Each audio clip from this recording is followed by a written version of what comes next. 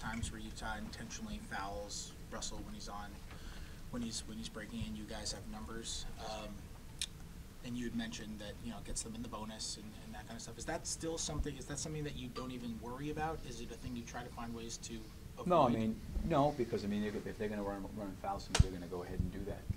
One time they did it. I think in the fourth quarter we shot 2 free throws on it. So, yeah, it moves you one foul closer to the bonus. But there's really nothing you can do. It's different than when they're intentionally fouling somebody to put him to the free throw line.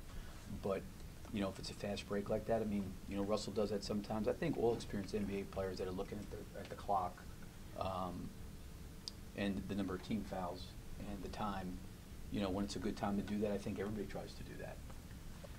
So as you look at your shot distribution, do you have maybe like a percentage of shots that you'd like to be in the paint? Or I think you had 36 field goal attempts in the paint last game. Are there certain thresholds that you'd like to see or anything of that nature? Well, I think, a lot of times you can get the ball to the paint, but it may not get a shot up. But a lot of times those paint-created shots are just as good. So sometimes the deep paint numbers are they're a little bit misleading because they're looking at the number of shots that are going up from that range and area of the floor. But also sometimes if that gets shut off, it leads to something else in terms of ball movement and extra pass, and a lot of times corner threes. So without question, we want to attack the paint. That's what we want to do. That's the focus, at all times. But we also don't want to go in there and necessarily take bad shots or difficult shots where we can maybe throw the ball to someone that's open for a three. As you're sort of alluding, so much of your best offense sometimes comes from either Russ or Melo's post-ups when a double team comes over and then a quick kick-out pass.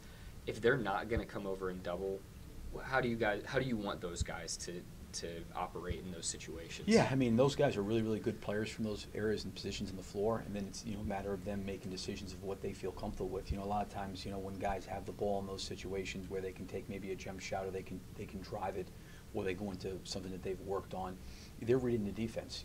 It's hard to just say, hey, listen, do this from the post every single time, because sometimes it's that's not the situation. They've got to read the situation. They got to read how they're being defended. What does the floor look like? Where is their space? Where is their opportunity to drive the ball? Is the guy on him? Is he off of him? Where's help coming from? I think there's so many things that they've got to look at before they make those decisions. So you want to be able to give them freedom in those places and spots on the floor to make good decisions. Billy, until this is your third playoffs, until then, there's nothing like this. There's nothing like the NBA playoffs in the sense that you play a team at least 4 times, maybe 7 times. As you're going through that process, just scouting, just trying to figure out what works, what doesn't work, how hard is it? What are the challenges of playing a team so many times in a short span? Well, there's familiarity, obviously. It was a little bit of a different playoff series to start because we finished 4 games with them in December 23rd. So we've played 2 games in what it's been 5 days or so. As the series goes on, I think teams get more and more familiar with the calls, and then you're dealing with adjustment or changes and those kind of things. You try to anticipate what they may be thinking about doing. What were some things that were positive for us that we feel like we can continue to work at. Of those things that are positives, what could potentially be things they may try to change. Vice versa, where did we get hurt? What are some things that we can do to avoid that or take that away? But a lot of times in these situations, because the teams are so well scouted, a lot of times these games come down to rebounding, it comes down to the free throw line, and it comes down to turnovers. It comes down to loose balls, 50-50 balls. It's a lot of times the little things. Because, at times, perfect example, like, in game 1, Paul George made some really, really hard shots. And, I thought in game 2, Donovan Mitchell made some really, really hard shots, especially in his drives to the basket and his floaters and those kind of things. So that's what players do. Sometimes there's really not a lot you can do about that. But when the shot goes up on the glass, your ability to rebound, your ability to get back in transition, I think focusing on the things that are controllable, that you have to do better, that are going to be important in the series. Adjustment is such it's like a catch-all word that people throw out now, like, oh, who's going to adjust for game 2? But like once you get into playing a team a 6th and 7th and 8th time, how hard is it to surprise the other team? Yeah, a lot of times it's like subtle things that maybe the person that's not breaking down film after film after film maybe sees.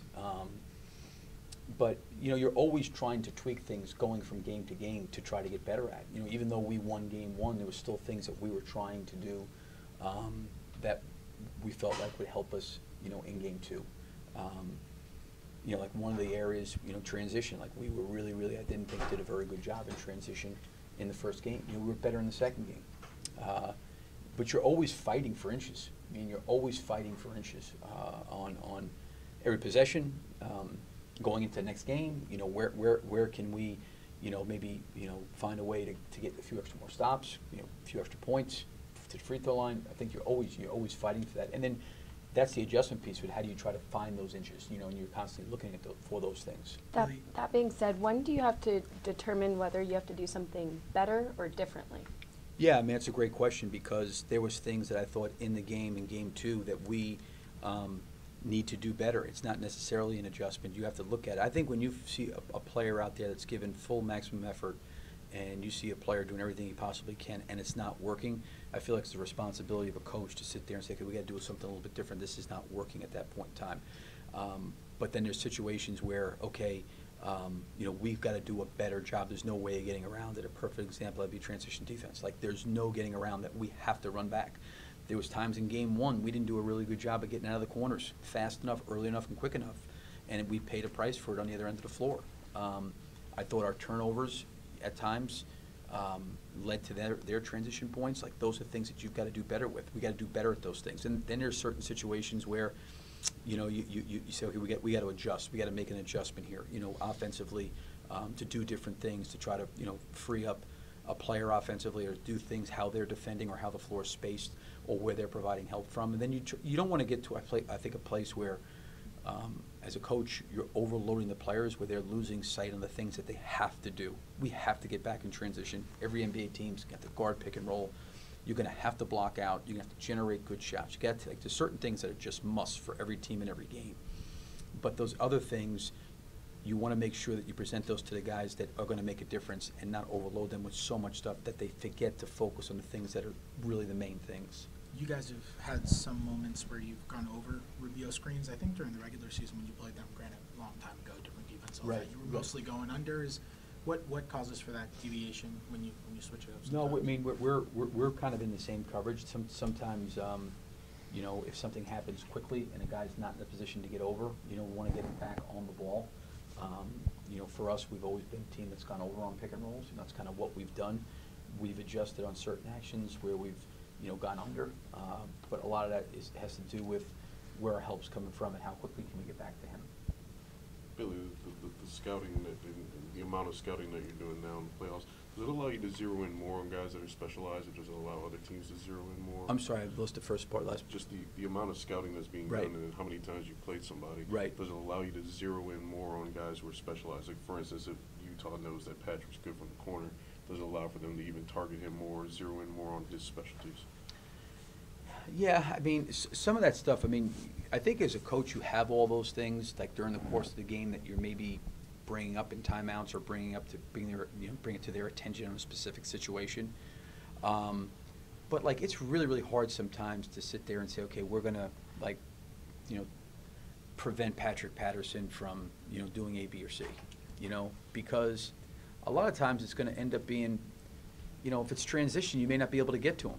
You know, if something happens, you know, and they do take it away, it may give something else up, you know. So I think a lot of what you're doing is you've got to know personnel. I think that's critical. I think knowing personnel is critical. So I think whether it's Patrick or anybody on our team, I'm sure they're going through with a fine comb tooth nail, just, okay, this is this guy, this is what he likes to do, and we got to be aware of those things. So I think, you know, knowing personnel in every series is really important. Anyone else? Thanks, Coach. Coach,